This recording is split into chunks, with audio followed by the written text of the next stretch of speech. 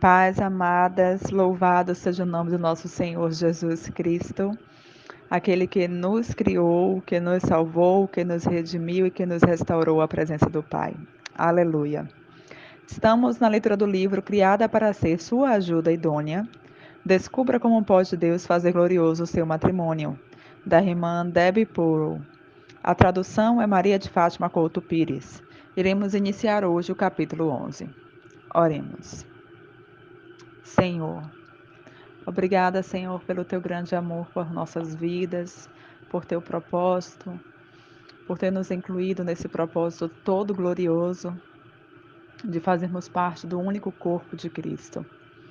Obrigada, Senhor, por teu grande amor por nossas vidas, por nos ajudar a perseverar até aqui naquilo que o Senhor tem trazido luz às nossas vidas. Nos ajude neste tempo aqui, nos dando graça, nos dando um discernimento de espírito, nos dando sabedoria, Senhor. Ó, Senhor, dá-nos sabedoria. Nós precisamos da sabedoria que vem do alto para, de fato, colocarmos as nossas vidas diante do Senhor, para que o Senhor venha aplicar a Tua palavra e para que venhamos a ter experiências contigo, Senhor. Nos ajude em nome do Senhor Jesus. Dá-nos sabedoria para aplicarmos no nosso matrimônio, na nossa educação com os filhos, no nosso trato com os nossos maridos e naquilo que desejamos mediante a palavra do Senhor, que é vivermos de modo digno para o qual o Senhor nos chamou. Nos ajude neste tempo aqui, em nome do Senhor Jesus. Amém. Amadas, hoje iremos ler o capítulo 11, a natureza do homem e da mulher. O homem foi criado para subjugar. A mulher foi criada para ajudar. Deus os fez dessa forma. Deus criou o homem com uma natureza agressiva e logo lhe ordenou que exercesse domínio sobre a terra. Gênesis 1, 28. Criou o sexo masculino com uma dose adicional de testosterona que o estimula a querer trabalhar duro, conquistar tudo que atravesse o seu caminho e sujeitar todas as coisas. Por isso, o sexo masculino está à frente das conquistas militares, a exploração, a arquitetura, ciência, inventos e etc. Nenhuma mulher viria domesticar um cavalo selvagem, fazer uma corda com sua crina, a cauda e logo sair ao encontro de um urso, capturá-lo, somente para demonstrar que pode fazê-lo, e isso rindo em todo o tempo. Se as mulheres fossem as inventoras, fariam minivans. Os homens constroem veículos de dupla tração e logo os modificam para que sejam mais altos e corram mais. Incluso lhes põem um guincho na frente para poder atravessar lugares que fossem próprios para só crocodilos e cabras monteses. Os homens voam até a lua, escalam montanhas perigosas, lutam contra animais selvagens, desafiam uns aos outros em qualquer esporte, rindo e se divertindo o todo o tempo com um riso barulhento. Eles gostam de jogar ou observar jogos em que se tombam uns com os outros, somente para demonstrar que é o mais forte e mais resistente. Tudo o que eles fazem até chegar a um ponto culminante é impulsionado pela testosterona. E eles pensam que é difícil entender as mulheres. A mulher pode fazer quase tudo o que pode fazer os homens, porém sempre é os homens que inventam. E logo, com o tempo, convida as mulheres para acompanhá-los para que seja mais interessante. Uma vez mais, a testosterona. Algumas tantas damas se adiantariam ao jogar os jogos dos homens, somente para demonstrar a capacidade do sexo feminino. Os homens não têm que demonstrar nada. Eles somente necessitam expressar-se. Os homens são diferentes. Nós temos que reconhecer. Felizmente, homens e mulheres não foram criados iguais. Os homens foram criados com traços que eu não quero ter como parte de mim. Mas me casei, por suposto, com uma dessas estranhas criaturas masculinas que tem esses traços. Quando nós, as damas, descobrimos em um homem sensibilidade, espiritualidade e compreensão, nos emocionam, porque contrastam de forma muito marcante com os seus outros traços mais ásperos e visíveis que impulsionam fortemente a sua natureza. Finalmente, com o instinto necessário para subjugar todas as coisas, o que mais lhe agrada é uma mulher que se oponha em uma resistência simbólica, para imediatamente render-se ante a sua inteligência, encanto e força. Ele necessita conquistar a todo custo. Em uma luta na qual sempre desfruto perder. Agrada-me ser conquistada por meu marido. Assim eu fui criada e essa é a minha natureza. A mulher foi enganada. Quando Adão foi criado e foi colocado no jardim, Lúcifer, o querubim caído, sentiu ciúmes na posição de Adão como proprietário do planeta renovado. Lúcifer, havendo se convertido em diabo, previamente se havia constituído inimigo de Deus e de seu programa. Não queria que Deus conseguisse alcançar o propósito de encher a terra. Desde o princípio, ele tinha em seu tenebroso coração seduzir Adão para que desobedecesse ao Criador. Satanás converteu Adão no mesmo tipo de rebelde que ele tem sido durante tanto tempo. Mas Satanás não se aproximou de Adão. Ele esperou e observou. Quando Deus criou Adão, deu-lhe encargo de pôr nome em todos os animais. Ordenou ao primeiro homem que não comesse da árvore do conhecimento do bem e do mal, e lhe disse que subjugasse a terra e dominasse sobre todo o reino animal. Seu principal trabalho era guardar e cuidar do jardim, em Gênesis 2:15. De modo que, mesmo antes de Eva ser criada, Adão já era um homem maduro, firmemente arraigado em sua relação com Deus e plenamente envolvido em sua vocação na vida. Adão se encontrava sozinho ao começar a desenvolver a sua vocação e obedecer ao mandamento de seu Criador. E na tarefa de cumprir com suas responsabilidades, chegou à consciência de uma necessidade que podia definir ainda quando observava a conduta de machos e fêmeas das espécies animais. Ele sentia-se sozinho. Não tinha ninguém com quem compartilhar os seus ganhos e conquistas. Deus, observando Adão, disse: Não é bom que o homem esteja só. Farei para ele ajuda idônea. Gênesis 2:18. Deus colocou Adão para dormir e tomou uma de suas costelas para fazer dela uma mulher que fosse sua ajudante e que suprisse as suas necessidades. Satanás poderia ter tentado ao homem em qualquer momento, porque não tinha nenhum conhecimento do bem e do mal. Mas Satanás esperou. Esperou a criação do vaso mais frágil, porque Adão foi formado primeiro, depois Eva. E Adão não foi enganado, e sim a mulher, sendo enganada, caiu em transgressão. 1 Timóteo 2, versículos 13 e versículo 14. Satanás sabia que o homem não podia ser enganado, mas a mulher sim. Assim então, quando se aproximou da árvore, ele a convenceu de que sua vida seria melhor se buscasse um estado mais elevado como os deuses, conseguindo o entendimento espiritual com respeito do bem e do mal. Eva foi enganada de 3 maneiras. 1. Obedeceu ao impulso de sua carne, desejando a árvore por suas propriedades alimentícias. 2. Ela sucumbiu ante a beleza da árvore, seduzida por sua formosa aparência. Não seguiu a lógica, seguiu as suas sensações. Queria entendimento espiritual mais profundo do que o previsto por Deus. A causa da queda de Eva foi porque não estava disposta a crer em Deus e no seu marido. Ela foi desenhada para ser ajudante de Adão, mas ela buscou conhecimento espiritual por si mesma e atuou de forma independente, convertendo-se na causa de sua queda, em lugar de ser ajuda idônea. Por que evitou Satanás a Adão e se aproximou de Eva com sua oferta de maior espiritualidade? Lúcifer é um ser masculino. Está escrito isso em Isaías 14, do versículo 12 ao 20. Ele entende a resistência natural do varão. Ele sabe que os varões dizem não somente para demonstrar que eles mandam. Porém, Lúcifer via que esta fêmea doce e branda era vulnerável. Deus a havia feito assim para que por natureza fosse receptiva, confiada e inocente. Por sua disposição para racionalizar, podia ser enganada, tendo as melhores intenções. Em minha mente, imagino que um homem criado com uma forte armadura, sua armadura é tão útil espiritualmente e fisicamente.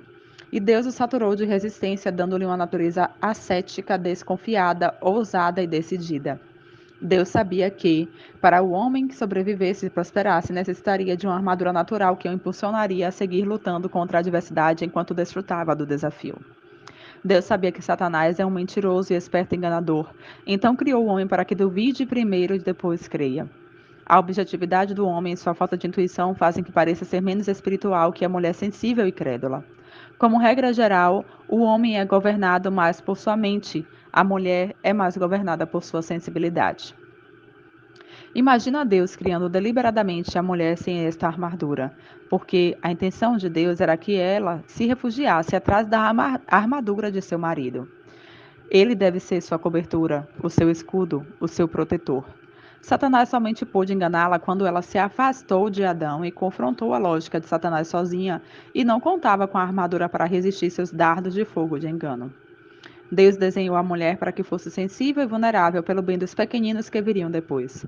A alma de uma mãe deve ser vulnerável como uma delgada capa exterior. Estar pronta para sentir, amar, compadecer, receber aos quebrantados e pensar o melhor. A vulnerabilidade é um recurso natural mais valioso da mulher e é, ao mesmo tempo, seu ponto de maior debilidade. A mulher pode tornar-se resistente, dura, ascética e cautelosa em suas relações, como é o homem. Ela pode tornar-se desconfiada e cínica, mas se fosse assim, ela não seria feminina nem atrativa para o homem, incluindo, começaria assim, a menosprezar a si mesma. Sem a proteção da cobertura do seu marido, cairia na pobreza de pelejar suas próprias batalhas. Basta observar as caras e condutas das feministas e lésbicas militantes. Em seu esforço por despojar-se de sua vulnerabilidade e expressar sua independência, as feministas começam a manifestar traços e condutas completamente contrários à sua natureza feminina. Elas perdem sua beleza e encanto para converter-se em uma imitação de um homem. Formosas, sonhadoras e enganadas. As mulheres, em geral, dão a aparência de serem mais espirituais que os homens.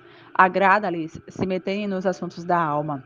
Há muitas maneiras de expressar a espiritualidade, mas quase nenhuma tem nada a ver com que o Espírito de Jesus Cristo. As damas se inclinam mais que os homens a confiar em seus sentimentos e intuições, no qual as expõem mais ao engano, como sucedeu à nossa irmã Eva. Os sentimentos e a intuição estão em constante mudança. A palavra de Deus é objetiva e dogmática, inalterável. És para a religião o que os feitos irrefutáveis são para a ciência. Rara vez escutou que um homem diga: Deus me disse que eu fizesse isso, ou Deus me inclinou que fosse para lá ou para cá. Os poucos homens que tenham conhecido que falam dessa maneira não davam evidências de ser mais dirigidos pelo Espírito Santo que os outros homens cristãos. Eu sei que quando Deus fala ao meu marido e o guia de maneira sobrenatural, ele nem menciona isso em público. Não sente necessidade de promover-se dessa maneira. Ademais, considera que se realmente tem ouvido a voz de Deus, Deus não necessita que ninguém lhe faça publicidade. Deus mesmo se reivindica. Porém, muitas mulheres cristãs habitualmente atribuem quase todo o evento à direção divina. Experiência tem demonstrado que as mulheres tendem mais a invocar a Deus como autoridade quando Deus não teve nada a ver com a sua direção. Em realidade, é bastante aterrorizador ver essa conduta vergonhosa. Todavia, ativa nos dias de hoje, especialmente quando Deus, tão misericordiamente, nos deu o exemplo de Miriam, a irmã de Moisés. O seu desejo de estar na mesma altura que Moisés tem deixado seu nome na vilania para a nossa admoestação, como está em 1 Coríntios 10, 6 a 10. E, para o nosso ensino, a fim de que pela paciência e a consolação das Escrituras tenhamos esperança, Romanos 15, versículo 4. Deus parece ser misericordioso conosco, as burrinhas. Mas isso é o que somos quando usamos levemente em nome de Deus, uma forma de blasfêmia para transmitir autoridade às nossas decisões intuitivas. A essência do assunto é que as mulheres desfrutam a espiritualidade que brota delas mesmas. É um traço feminino que poucos homens compartilham e entendem. Entretanto, se é possível que os homens se deixem enredar totalmente em suas próprias ambições pessoais e no processo descuidam por completo do aspecto espiritual. A mulher tende a ver esta carnalidade no homem e dá por certo que a mulher, com suas tendências mais espirituais, esteja mais perto de Deus, que isso é apenas uma suposição que é totalmente falsa.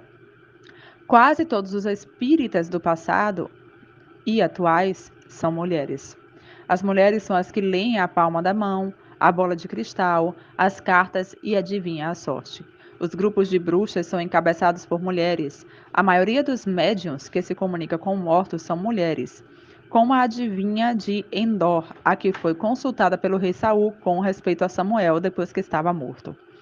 Quando Jesus contou uma parábola com respeito à corrupção do reino por doutrina falsa, o ilustrou falando de uma mulher que introduziu a corrupção. Está em Mateus 13, versículo 33. No livro de Apocalipse, é uma mulher, tipificadamente chamada Jezabel, que engana a igreja e nos diz o que fazia por meio do seu ensino. João escreveu à igreja de Tiatira e os advertiu que não permitisse que essa mulher Jezabel ensinasse, Apocalipse 2, versículo 20. As mulheres têm sido direta ou indiretamente as responsáveis da origem da maioria das seitas derivadas do cristianismo. A Bíblia dá ênfase em assinalar a natureza inerente da mulher quando explica a razão pela qual a mulher não deve ensinar ao homem. Adão não foi enganado, mas a mulher, sendo enganada, caiu em transgressão. 1 Timóteo 2, versículo 14. O fato de que o homem seja menos sensível que a mulher não significa que seja inferior a ela, como tampouco o fato de que ela seja mais suscetível que seu marido de ser enganada faça dela inferior a ele. Somente são naturezas diferentes. E se reconhecemos essa diferença, as esposas devem temer a Deus e desconfiar de suas tendências naturais. Quando as coisas não são iguais, têm diferentes capacidades e diferentes funções. Adão sabia. Deus havia instruído Adão e Adão havia instruído a Eva. Adão havia entendido claramente que a promessa de Satanás com respeito à iluminação espiritual era uma mentira diabólica contra Deus. A armadura natural que Deus havia dado a Adão lhe dava suficiente entendimento para duvidar do diabo e resistir às suas mentiras. Mas a armadura de Adão tinha um pequeno ponto fraco. Ele não era governado por seus sentimentos, exceto no que concernia a sua mulher. A alma de Adão estava exposta e vulnerável ante a mulher a quem ele amava. Ele queria que ela fosse feliz, mesmo que isso significasse desobedecer a Deus e ir contra o seu entendimento natural da verdade. Ele estava disposto a deixar de lado a razão por sua mulher. A influência de Eva sobre Adão mudou o rumo da história. Devemos estar conscientes do poder que nós, mulheres, exercemos para seduzirmos os nossos maridos de maneira que nos sigam para a indiferença, frente às palavras claras e objetivas de Deus. Adão, o primeiro homem. Sansão, o homem mais forte. Salomão, o homem mais sábio. E até Davi, o homem descrito como sendo conforme o coração de Deus. Todos eles foram derrubados pelas mulheres que eles amaram. Quando o homem ama uma mulher e deseja fazê-la feliz, geralmente cede em assuntos espirituais devido ao afeto que sente por ela em seu coração. O seu marido poderá colocar de lado a razão e o bom juízo se você o pressionar e o fizer sentir sua inconformidade e insatisfação.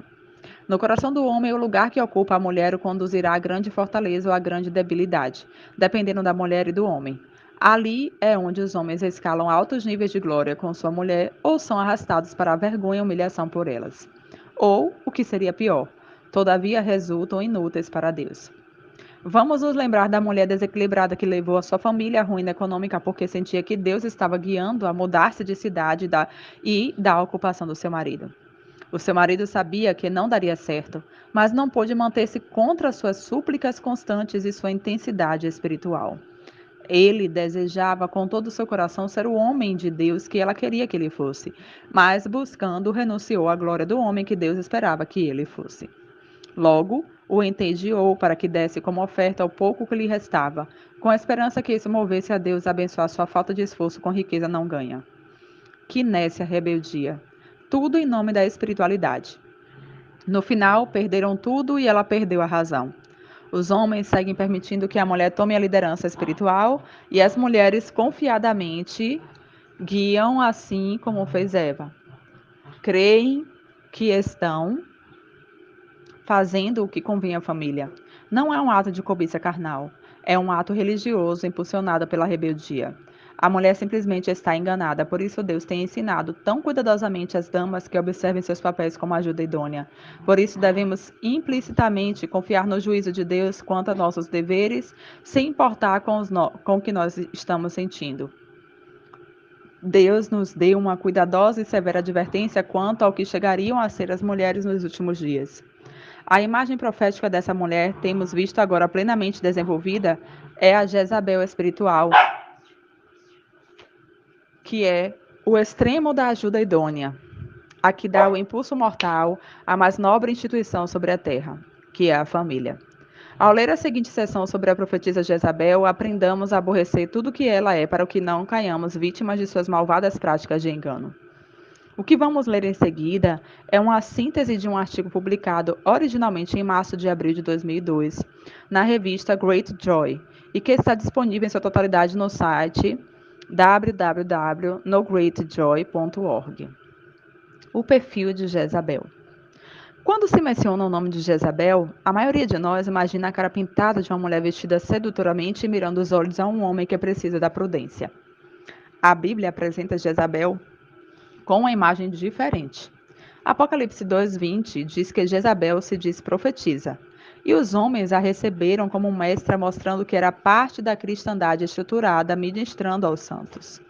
Jesus Cristo advertiu a igreja a respeito da mulher mestre Jezabel. Toda mulher que desacata a proibição bíblica contra mulheres mestras na igreja está seguindo a grave tradição de Jezabel. Regressemos à primeira Reis para vermos o que a Bíblia fala com respeito a Jezabel histórica. A primeira coisa que observamos é que ela era mais espiritual e religiosamente devota que seu marido. Ela usava a sua percepção para guiar o seu marido. Ela era um homem débil. Ele era um homem débil. Então, ela assumiu a liderança para motivá-lo. A Bíblia diz em 1 Coríntios 11, versículo 3: Mas quero que saibais ser Cristo a cabeça de todo varão, o varão a cabeça da mulher e Deus a cabeça de Cristo. Qualquer que sejam nossas circunstâncias, quando nós, as mulheres, assumimos a liderança espiritual, nós saímos de nossa cabeça legitimamente designada. Segundo, observei que Acabe era emocionalmente inconstante e instável, e seu marido tende a retrair-se. Ele é iracundo, amargo ou deprimido? Quando uma mulher toma a liderança no matrimônio, o fato dela assumir o papel masculino debilita ainda mais o homem débil, até o ponto de mandá-lo para a cama, como fez Jezabel com Acabe. O terceiro e mais importante, observei que ela aproveitou a tensão emocional para reconciliar-se com ele, uma estranha maneira de assenhorar-se de seu marido. Se você ler o relato, verá como Jezabel manipulou e acusou um homem inocente e logo após mandou matá-lo para que Acabe pudesse tomar posse de sua vinha. Acabe, em sua depressão, permaneceu com o rosto virado para a parede e deixou que ela fizesse suas obras tenebrosas. Na atualidade, se uma mulher está disposta a fazer o papel de seu marido na direção de sua família, seu marido perderá o seu impulso natural de exercer a sua responsabilidade. Voltará seu rosto para a parede. A quarta coisa que saltou diante dos meus olhos foi a facilidade com que Acabe foi manipulado por sua esposa para satisfazer os propósitos dela. Ela agitou seu espírito passivo, provocando que ele reagir com ira. Jezabel o usou para levantar imagens e para matar os verdadeiros profetas de Deus. Com frequência, um homem se intromete na igreja local, não porque Deus o tenha chamado, e sim porque está tratando de agradar a sua esposa, aparentando pelo menos ser espiritual. Quando o marido assume um papel espiritual por insistência de sua mulher ou por pressão emocional, se encontra suscetível à direção dela nesse papel. Jezabel deu passos para promover seus líderes espirituais. De passagem, provocou seu marido que destruísse aqueles que estavam em autoridade espiritual e que ela não gostava. Você tem influenciado seu marido para que pense mal dos que estão em autoridade por algo neles que você não gosta? Jezabel sabia que ela não era a legítima cabeça, por isso usou o nome de seu marido para impartir autoridade à palavra dela. Alguma vez você tem dito: Ah, meu marido, não me permite fazer isso, quando sabias que ele não teria nenhum inconveniente? É uma maneira de conservar o controle e deter a quem queira te questionar. Quando a mulher sai do que seja sua natureza divinamente estabelecida e assume o papel dominante, muito pronto chegará a estar emocional e fisicamente exausta e perigosa. Falaremos agora de Ruth. Em contraste, Deus mostra a mulher ideal em relatos positivos com respeito às mulheres que honram a Ele. A história de Ruth mostra como uma mulher jovem havia passado pelas tragédias, extrema pobreza e pesado trabalho físico. Diante disso, tudo conservou uma atitude agradecida e submissa.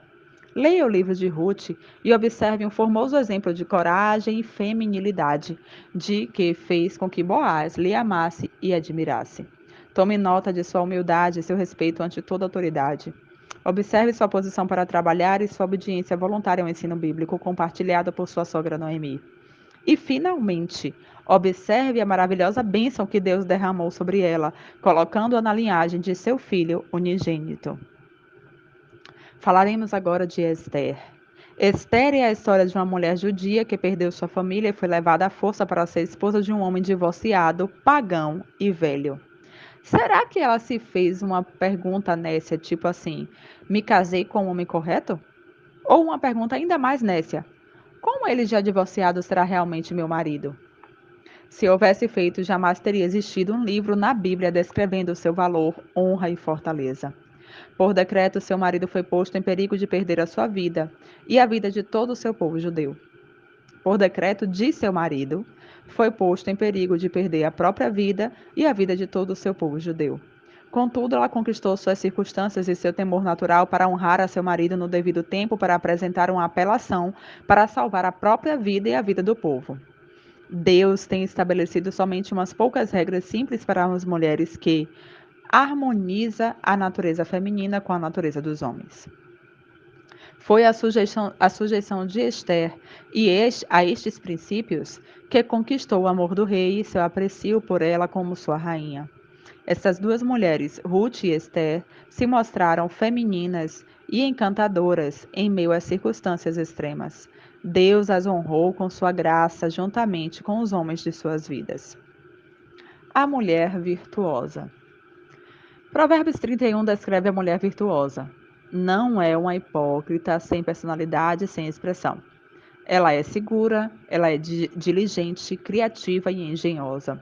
A sua primeira virtude é que o coração de seu marido está salvo com ela. É dizer que ele pode confiar seus pensamentos e sentimentos sem temer por um momento que ela possa usar o conhecimento confidencial que tem dele para trazer-lhe dano de alguma maneira. Um homem guardará a distância de sua esposa sem abrir-se realmente para ela, se percebe que pode divulgar esse tipo de conhecimento inadvertidamente ou usá-lo contra ele quando tiver chance.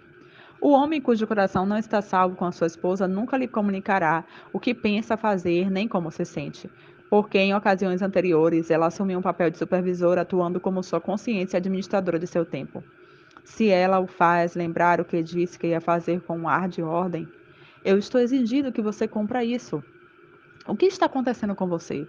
Você é um preguiçoso? Ele encontra mais paz em guardar os seus pensamentos. Esposas, nunca aproveitem o conhecimento especial que têm com respeito ao seu marido para tirar vantagens. Se essa passagem de Provérbios houvesse sido escrita desde a perspectiva moderna e houvesse elogiado a ela por ter um tempo devocional e ser uma mulher de oração, mestra ou conselheira, em todos os perfis bíblicos de uma mulher piedosa, e nós incluímos, então, Provérbios 31. Jamais se mencionam conceitos semelhantes. Em nossa cultura, temos perdido o conceito claro que constituiu uma mulher virtuosa. Temos aceitado a ideia moderna da mulher espiritual, que circula na esfera do poder religioso, e temos esquecido que Deus nos vê desde a mesma perspectiva gloriosa. O que nós percebemos como espiritual, Deus o denomina como Jezabel. Porque meus pensamentos não são os vossos pensamentos, nem os vossos caminhos, meus caminhos, diz Jeová. Isaías 55, versículo 8. A mulher que trabalha ao lado do seu marido é uma fortaleza espiritual para ambos. A mulher que lhe provê sexo agradável e companhia divertida está proporcionando a seu esposo um benefício espiritual. A mulher que lhe prepara alimentos saudáveis e cuida do gramado para que ele possa pescar no sábado é uma mulher espiritual, porque está colocando ele acima de si mesma. Não há maior amor que o de pôr o outro em primeiro lugar. O domínio e o controle sempre serão características masculinas. É importante que uma mulher entenda que ela deve ser feminina, desprovida de domínio ou de controle, para que o seu marido a veja como sua contraparte correspondente e assim lhe responda espontaneamente com proteção, amor e gentileza. A mulher que critica seu marido por ver demasiada televisão, jogar demasiadamente golfe ou consentir-se em qualquer atividade frívola está expressando desonra. Quando a relação está inadequada, equilibrada, quando a relação está adequadamente equilibrada, a esposa pode apelar no momento oportuno e de maneira correta, sem que tenha que ser contra a autoridade dele. No seu devido tempo, falaremos da forma que se deve apresentar uma apelação. Mas não duvides por um momento que quando uma mulher constantemente trata de fazer sua própria vontade, opondo-se a de seu marido, demonstrando que ele está equivocado, está usurpando sua autoridade, se assenhorando e desonrando a ele. A mulher que persiste nessa conduta blasfema contra a palavra de Deus e pode contar com a justa retribuição de Deus. Eu te digo novamente, quando a mulher atua à margem do que é a sua natureza, e assume o papel dominante, muito perto estará esgotada física e espiritualmente. Um homem não pode sentir aprecio por uma mulher forte que expressa sua desaprovação dele. Ele pensa que deve exigir o amor de Cristo apesar da conduta dela. Isso é o que você quer? Isso é o que Cristo quer? Você quer que seu marido se veja obrigado a recorrer a uma força sobrenatural somente para encontrar a maneira de amar você? Queres ser mais uma de suas provas? Seu máximo exemplo de conquista da adversidade? O lar não deve ser um campo de batalha espiritual. Deve ser um lugar onde ele, o homem, fique relaxado e possa ser vulnerável frente à mulher que quer. O homem sempre desejará lembrar aqueles tempos quando o amor era deleitoso e livre, sem exigências, como quando ela lhe sorria com aquela expressão doce de menina que falava: Estou admirada. Naquele tempo ela era tão feminina, tão mulher. Ele desejava tomar-lhe em seus braços somente porque eram encantador esses momentos de alegria, e faria o que fosse por ela.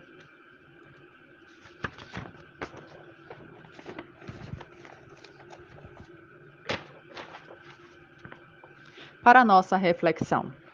Deus pôs o homem como cabeça da família, não porque fosse mais sábio ou mais capaz, senão porque isso é parte do desenho eterno de Deus. Quando outros pensam em sua família, vê o seu marido como o jogador principal ou pensam em você como a protagonista? Referia-se-iam à tua família como a família de Kate ou como a família de João? Você tem usurpado a posição de cabeça? O primeiro mandamento que Deus deu à mulher foi: o seu desejo será para o seu marido e ele te governará. Gênesis 3,16. O seu desejo é para o seu marido? Você vive para agradar-lhe? Ou espera que ele cumpra com as suas convicções e caprichos? Passa os seus dias iradas, frustrada, devido a ele que não está disposto a mudar para adaptar-se às suas especificações? Se é assim, você tem sido uma Jezabel. Contrastes de perfis bíblicos. O perfil de Jezabel, ela é profetisa. O perfil da mulher virtuosa, ela é ajuda idônea. O perfil de Jezabel, ela é mestra. O perfil da mulher virtuosa, ela é silenciosa. O perfil de Jezabel é compassiva. A mulher virtuosa é alentadora. O perfil de Jezabel, ela é religiosa. O perfil da mulher virtuosa, ela é trabalhadora prudente. O perfil de Jezabel é controladora. O perfil da mulher virtuosa é submissa. Aqui finalizamos, amadas, o capítulo 11.